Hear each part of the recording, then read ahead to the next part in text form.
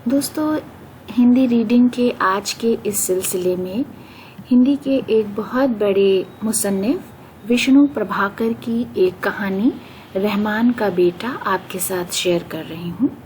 विष्णु प्रभाकर हिंदी के बहुत बड़े लेखक या मुसन्निफ हैं। उनका नाम किसी तारुफ का मोहताज नहीं है। कहानी की शुरुआत कुछ इस तरह है। क्रोध यानी गुस्सा, क्रोध और वेदना यानी तकलीफ के कारण उसकी वाणी आवाज में गहरी तलखी आ गई थी। वो बात बात में चिनचिना उठता था।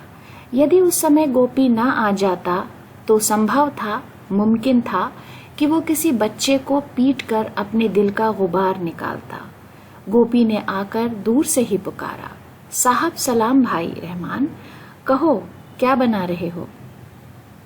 रहमान के मस्तिष्क का पारा यानी दिमाग का पारा सहसा अचानक कई डिग्री नीचे आ गया। यद्यपि हालांकि क्रोध की मात्रा अभी भी काफी थी। बोला, आओ गोपी काका, साहब सलाम, बड़े तेज हो, क्या बात है। गोपी बैठ गया। रहमान ने उसके सामने बीड़ी निकाल कर रखी और फिर सुलगा कर बोला, क्या बात होगी काका, आजकल के छोकरों का दिमाग बिगड़ गया है। जाने कैसी हवा चल पड़ी है, माँ बाप को कुछ समझते ही नहीं। गोपी ने बीड़ी का लंबा कश खींचा और मुस्कुरा कर कहा, रहमान, बात सदा ही ऐसी रही है। मुझे तो अपनी याद है, बाबा सिर पटक कर रह गए, मगर मैंने चटशाला जो पुराने ज़माने में स्कूल्स हुआ करते थे जिसमें बच्चे जाते थे, उसको हिंदी में पाठशाला भी बोलते हैं, यानी जो मदरसे हैं जो जहाँ पे बच्चे जाकर तालीम हासिल करते हैं, मैं जाकर हाजिरी ही नहीं दी। आज बुढ़ापे में वे दिन याद आते हैं। सोचता हूँ 2 अक्षर पेट में पड़ जाते। तो बीच में बात काट कर रहमान ने तेजी से कहा, तो काका नशा चढ़ जाता। अक्षरों में नाज से ज्यादा नशा हुए है। ये 2 अक्षर का नशा ही तो है जो सलीम को उड़ाए लिए जावे है। कहवे है इस बस्ती में मेरा जी नहीं लगे, सब गंदे रहते हैं, बात करने की तमीज नहीं, चोरी से नहीं चूके। गोपी चौंक कर बोला, सलीम ने कहा ऐसे? जी हाँ, सलीम ने कहा ऐसे, और कहा हम इंसान नहीं हैं, हैवान हैं। फिर हम जैसे नाली के कीड़े बिलबिलाए हैं ना, उसी तरह की हमारी जिंदगी है। कहते कहते रहमान की आंखें चढ़ गईं, बदन कांपने लगा। हुक्के को जिसे उसने अभी तक छुआ नहीं था, इतने जोर से पैर से सरकाया कि चिलम नीचे गिर पड़ी और आग बिखर कर चारों ओर फैल गई। तेजी से पुकारा, करीमन, ओ हरामजादी करीमन, कहाँ मर गई जाकर, इसे ले जा, इस हुक्के को, साला आज हमें गुंडा कहवे है। गोपी ने रहमान की तेजी देख कर कहा, उसका बाप स्कूल में चपरासी था ना? जी हाँ, वही असर तो खराब करे है। पढ़ा नहीं था तो क्या, हर वक्त पढ़े लिखे के बीच में रहवे था। मगर साले ने किया क्या, भरी जवानी में पैर फैलाकर मर गया। बीवी को कहीं का भी ना छोड़ा, न जाने किसके पड़ती। वो तो उसकी माँ ने मेरे आगे धरना दे दिया। वो दिन और आज का दिन सिर पर रखा है। कह दे कोई सलीम रहमान की औलाद नहीं है, पर वो बात है काका, आगे जैसे रहमान की आंख में कहीं से आकर कुड़क यानी कि कंकर पड़ गई या कंकरी पड़ गई, जोर जोर से मलने लगा। उसी क्षण, उसी लम्हे, शून्य यानी 0 जिसे कहते हैं, मैं ताकते ताकते गोपी ने कहा, सलीम की माँ बड़ी नेक दिल औरत है। रहमान एकदम बोला, काका फरिश्ता है, ऐसी नेक दिल औरत कहाँ देखने को मिले है आजकल। क्या मजाल जो कभी पहले शौहर का नाम लिया हो, ऐसी जी जान से खिदमत करे है कि बस सिर नहीं उठता। और काका उसी का नतीजा है, तुमसे कुछ छुपा है, कभी इधर उधर देखा है मुझे? गोपी ने तत्परता से कहा, यानी जल्दी से, कभी नहीं रहमान, मुंह देखे कि नहीं, ईमान की बात है, 5 पंचों में कहने को तैयार हूँ। और रही चोरी की बात, किसी के घर डाका मारने कौन जावे है, यूं खेत में से घास पात तुम भी लावो ही हो काका। गोपी बोला, हाँ लावो हूँ, इसमें लुकाव की क्या बात है। लुकाव का मतलब छुपाने की। और लावे क्यों ना, हम क्या इत्ते से भी गए? बाबू लोग रोज जेब भर भर कर घर लौटे हैं। सच कहूँ रहमान, तनख्वाह बढ़ते वक्त अंगूठा पहले लगवा लेवे हैं और पैसे के वक्त किसी गरीब को ऐसी दुत्कार देवें कि बेचारा मुंह ताकता रह जावे है। इस सत्यानाशी राज में कम अंधेर नहीं है, पर बेमाता ने हमारी सरकार की किस्मत में ना जाने क्या लिख दिया है। रात दिन चौगनी तरक्की होवे है, गांधी बाबा की कुछ भी पेश नहीं आवे। रहमान ने सारी बातें सुनी, उसी तेजी से कहा, बापू क्यों, वे जो अफसर होते हैं साहब बहादुर क्या कम हैं? किसी चीज पर पैसे नहीं डाले हैं। और काका, ये कल का छोकरा सलीम हमें गुंडा बतावे है। गुंडे साले तो वे हैं। सच काका, क्लब में सिवाय बदमाशी के वे करें क्या है? शराब पिए, जुआ वे खेलें और क्या। हमारे साहब के पास आए दिन क्लब का चपरासी आवे है, कभी 100 कभी 150, सदा हारे ही हैं। पर रहमान उसकी मेम बड़ी तकदीर के सिकंदर है, जब जावे तब 100 सवा 100 खींच लावे है। मेम साहब, काका तुम क्या जानो, उसकी बात और है। जितने भी ये साहब लोग हैं, जितने भी ये साहब बहादुर हैं, और साहब क्यों, बड़े बड़े वकील, बलिस्टर, लाला सभी आजकल क्लब जावे हैं। मुसलमान को शराब पीना हराम है, पर वहां बैठकर विस्की, जिन, पोरट, सेरी सब चढ़ा जावे है।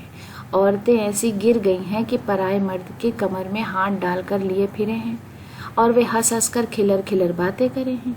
काका, जितनी देर वे वहां रहवे हैं, ये यही कहते रहे हैं, उसकी बीवी खूबसूरत है, इसकी जोरदार है, शर्मा खुशकिस्मत है, रफीक की लौंडिया उसके घर जावे, गुप्ता की बीवी उसके पास रहे, सारा वक्त यही घुसुर पुसुर होती रहे, और मौका देख कोई किसी के साथ उड़ चला। उस दिन जीत की खुशी में ड्रामा हुआ था। पुलिस के कप्तान लालाजी बने थे। वे लालाजी लोगों को हंसाते रहे और मेजर साहब उनकी बीवी को लेकर डाक बंगले की सैर करने चले गए। ये हैं बड़े लोगन की चाल चलन। ये हमारे आका, हमारे भाग की लकीर इन्हीं के कलम से खींचे है। गोपी ने फिर जोर से बीड़ी का कश खींचा और गंभीरता से कहा, रहमान, देखने में जितना बड़ा है, असल में वो उतना छोटा और खोटा भी। और क्या। और इन्हीं के लिए सलीम हमें बदतमीज, बदसहूर, बेअकल न जाने क्या कहवे है। मैंने भी सोच लिया है, आज उससे फैसला करके रहूंगा। मैंने हमेशा उसे अपना समझा है। नहीं तो गोपी ने अब अपना डंडा उठा लिया। बोला, रहमान, कुछ भी कहो, सलीम तेरा ही लड़का माना जावे है। जवान है, अबे तबे से ना बोलना, समझा। आजकल हवा ऐसी चल पड़ी है, और चली कब नहीं थी। फर्क इतना है, पहले मार खाकर बोलते नहीं थे, अब सीधे जवाब देवे हैं। रहमान तेज ही था। कहा, मैं उसके जवाबों की क्या परवाह करूं काका, जावे जहन्नुम में, मेरा लगे क्या है। और काका, मैं उसे मारूंगा क्यों, मेरे क्या हाथ खुले हैं। मैं तो उससे 2 बात पूछूंगा, रास्ता इधर या उधर। और काका, मुझे उस साले की जरा भी फिक्र नहीं है। फिक्र उसकी माँ की है। यूं तो औलाद और क्या कम है, पर जरा यही कुछ सहूरदार था। काका सोचता था पढ़ लिख कर कहीं मुंशी बनेगा, जात बिरादरी में नाम होगा, लेकिन लिखा क्या किसी से मिटा है। गोपी बोला, हाँ रहमान, लिखा किसी से नहीं मिटा, अब चाहे तो मालिक भी नहीं मिट सकता। ऐसी गहरी लकीर बेमाता ने खींची है। सो भैया, अपनी इज्जत अपने हाथ है, ज्यादा कुछ मत कहना। पढ़ो लिखो की गैरत जल्दी आ जावे है, समझा काका। और फिर गोपी डंडा उठा, घास की गठरी कंधे पर डाल साहब सलाम करके चला गया। रहमान कुछ देर वहीं शून्य में बैठा धुंधले होते वातावरण को देखता रहा। शून्य यानी खला, और वातावरण का मतलब माहौल। मन में उमड़ घुमड़ कर विचार आते और आपस में टकराकर शीघ्रता से, जल्दी से निकल जाते। वे झील में गिरते पानी के समान थे, गहरे और तेज। इतने तेज कि उफन कर रह जाते। उनका तत्कालिक मूल्य यानी उस वक्त उनकी कोई वक़्त नहीं, कुछ नहीं था। इसलिए उसके मन की झुंझलाहट और गहरी होती गई। करुणा और विषाद कोई उसे कम नहीं कर सका। आखिर वो उठा और अंदर चला गया। घर में सन्नाटा था। बच्चे अभी तक खेल कर नहीं लौटे थे। उसकी बीवी रोटियां सेक रही थी। सालन की खुशबू उसकी नाक में भर उठी। उसने एक नजर उठाकर अपनी बीवी को देखा। शांत चित्त यानी शांत मन, पुरसुकून दिल से वो काम में लगी है। उसके कानों में लंबे बाले रोटी बढ़ाते समय वेग से हिलते हैं। वेग यानी तेजी से। उसके सिर का गंदा कपड़ा खिसक कर कंधे पर आ पड़ा है। यद्यपि जवानी बीत गई है तो भी चेहरे का भराव अभी हल्का नहीं पड़ा है। गोरी ना होकर भी वो काली नहीं है। उसकी आंखों में एक अजीब नशा है। वही नशा उसे बरबस खूबसूरत बना देता है। जिसकी ओर वो देख लेती है एक बार तो वो ठिठक जाता है। रहमान सहसा ठिठका। उन दिनों इन्हीं आंखों ने मुझे बेबस बना दिया था, नहीं तो। सहसा अचानक उसे देखकर उसकी बीवी बोल उठी, इतने तेज क्यों हो रहे थे? गैरों के आगे क्या इस तरह घर की बात कहते हैं? रहमान कुछ तलखी से बोला, गैरों के आगे क्या, पानी अब सर से उतर गया है। कल को जब घर से निकल जावेगा तब क्या दुनिया के कानों में रुई ठूस लेगी या आंखें फोड़ लेगी? बीवी को दुख पहुंचा। बोली, बाप बेटे क्या दुनिया में कभी अलग नहीं होते? कौन कहे कि वो मेरा बेटा है और किसका है, मैं क्या जानूं? जरा देखना मेरी तरफ, मैं भी तो सुनूं। तिनक कर उसने कहा, क्या सुनेगी? मेरा होता तो क्या इस तरह कहता, जबान खींच लेता साले की।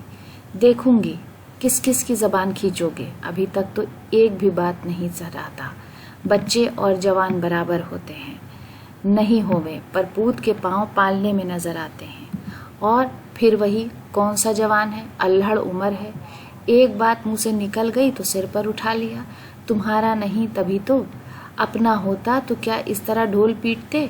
अपनों के 1000 ऐब नजर नहीं आवे हैं, दूसरों का एक जरी सा पहाड़ बन जावे है। रहमान कुछ भी हो इतना मूर्ख नहीं था, इतना बेवकूफ नहीं था।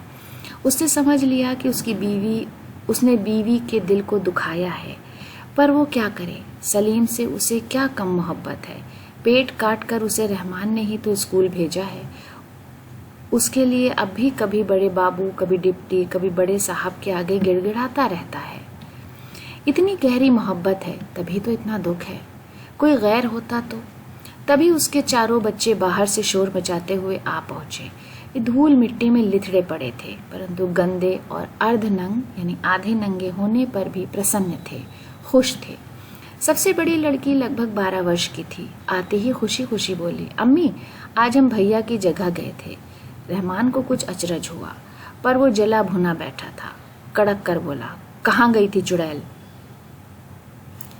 लड़की सहम गई, घबरा कर बोली, भैया की जगह। कौन सी जगह? जहाँ भैया जाते हैं, दूर। छोटा लड़का जो 10 बरस का था अब एकदम बोला, अब्बा वहाँ बहुत सारे आदमी थे। तीसरा भी 8 बरस का लड़का आगे बढ़ाया, कहा, वहाँ लेक्चर हुए थे। रहमान अचकचाया, लेक्चर? लड़की ने कहा, हाँ अब्बा लेक्चर हुए थे, भैया भी बोले थे, लोगों ने बड़ी तालियां पीटी। अम्मा का मुख सहसा खिल उठा। मुख यानी चेहरा, तो सहसा अचानक यानी अम्मा का चेहरा अचानक खिल उठा। गर्व यानी फख्र से एक बार उसने रहमान को देखा, फिर बोली, क्या कहा उसने? लड़की जो मुरझा चली थी अब दुगने उत्साह यानी जोश से कहने लगी, अम्मी भैया ने बहुत सी बातें कही थी। हम गंदे रहते हैं, हम अनपढ़ हैं, हम चोरी करते हैं, हमें बोलना नहीं आता, हमें खाने को नहीं मिलता। रहमान चिहुक कर बोला, देखा तुमने? बीवी ने तिनक कर कहा, सुनो तो। हाँ और क्या लाली?